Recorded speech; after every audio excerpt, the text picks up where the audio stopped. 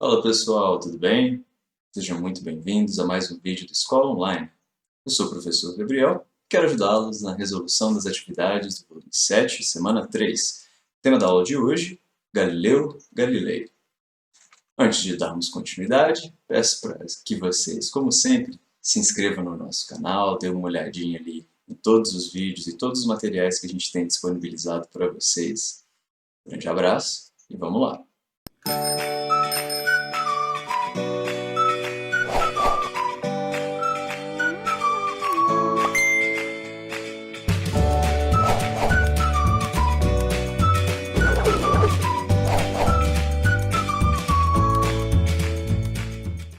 Pessoal, Galileu Galilei é uma figura histórica bastante conhecida dentro da filosofia e das ciências. Ele, uma pessoa curiosa, bastante curiosa a respeito da física, a respeito dos astros, mas também uma figura bastante interessante do ponto de vista filosófico. Galileu, apesar de ter vivido ali no século XVII, ele viveu uma época bem interessante ainda de posicionamento, de adequação do pensamento racional, filosófico, científico, né, com as ideias também religiosas. E uma posição que a Igreja Católica, em geral, defendia e tentava assegurar, né, da predominância do papel da teologia na compreensão do mundo. Apesar de Galileu ter fornecido algumas ideias que traziam algum grau de conciliação, dando a entender que havia possibilidade de se obter a verdade pela via da razão e que a verdade pela via da razão não contradizia a verdade de Deus, mesmo ele tendo essa posição mais conciliadora em alguns aspectos, ele ainda assim sofreu denúncias do Tribunal da Inquisição e teve que responder perante a Igreja Católica por acusações.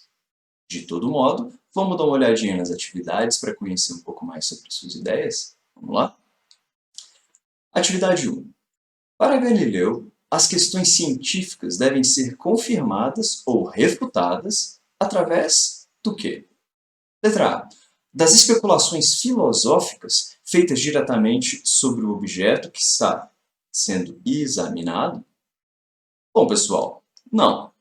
Afinal de contas, né, o Galileu é um dos principais representantes da chamada Revolução Científica, né, tentando demonstrar como as verdades do mundo poderiam ser experimentadas pelos sentidos, medidas e percebidas ali pelas capacidades empíricas e racionais do ser humano.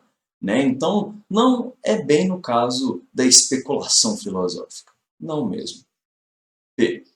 Das especulações teológicas, feitas diretamente sobre o objeto que está sendo examinado. E aí? Especulação teológica tem a ver com conhecimento de Deus.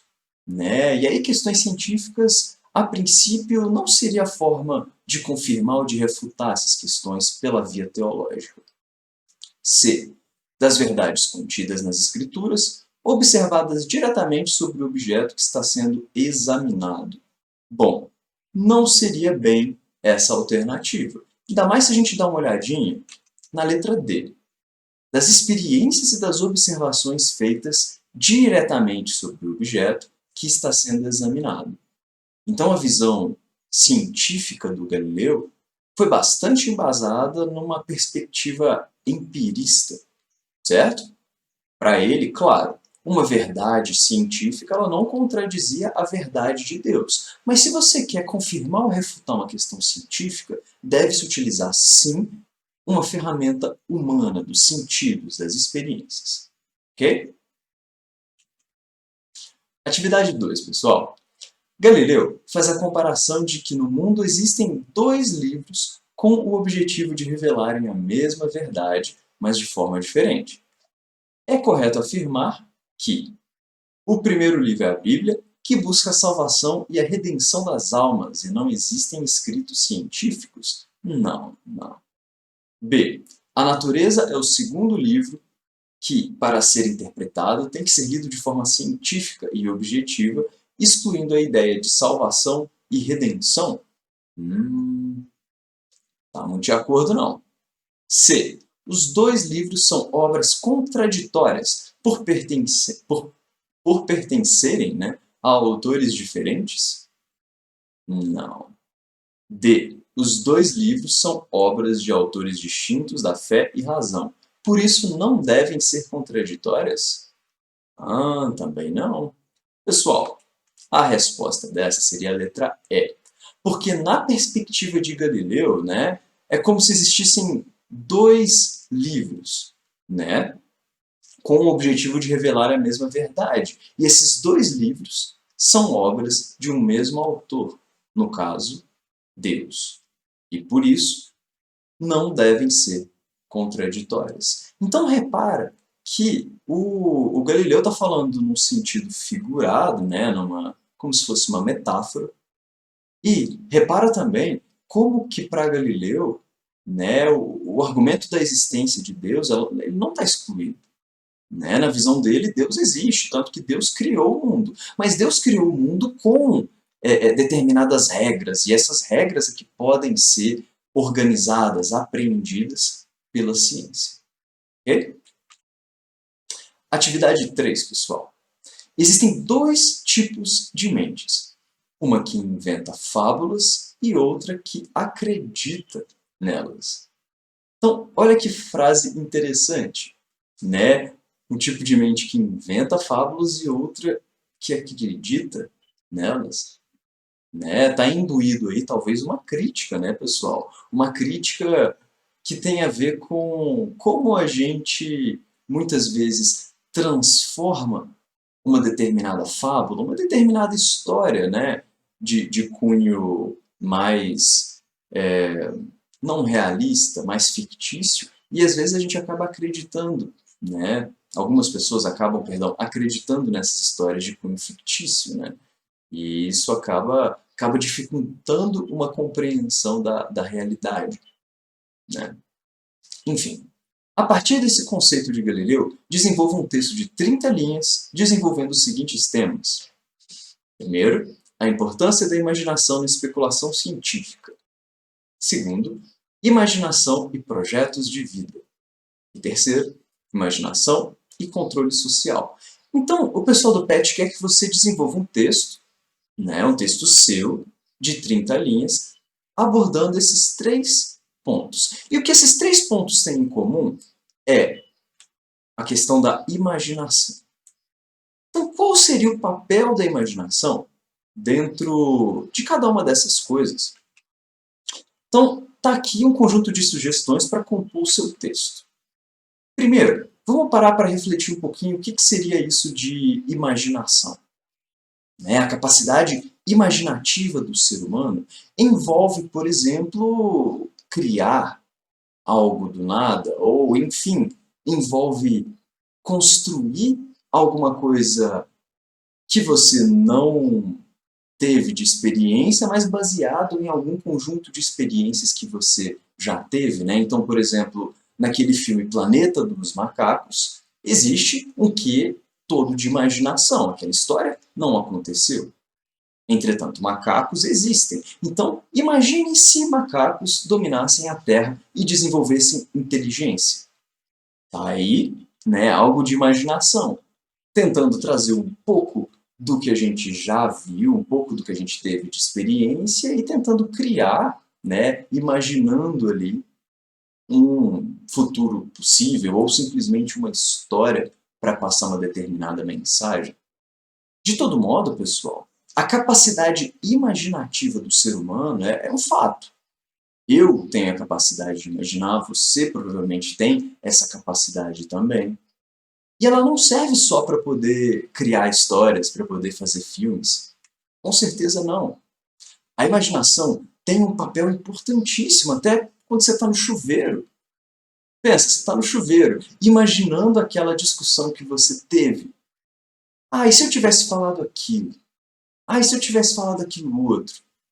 Né? Quando você está planejando uma determinada coisa, você também está incluindo um quê de imaginação, né? Um quê de expectativa.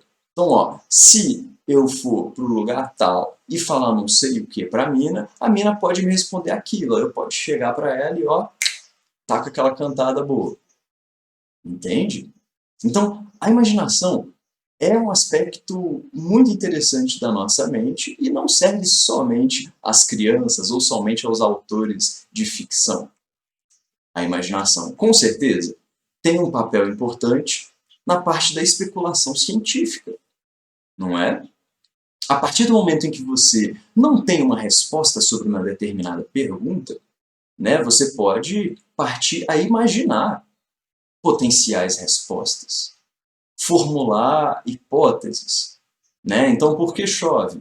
Ah, talvez é porque tem um monte de flamenguista lá em cima no céu chorando toda vez que o Flamengo vai perder. É uma hipótese.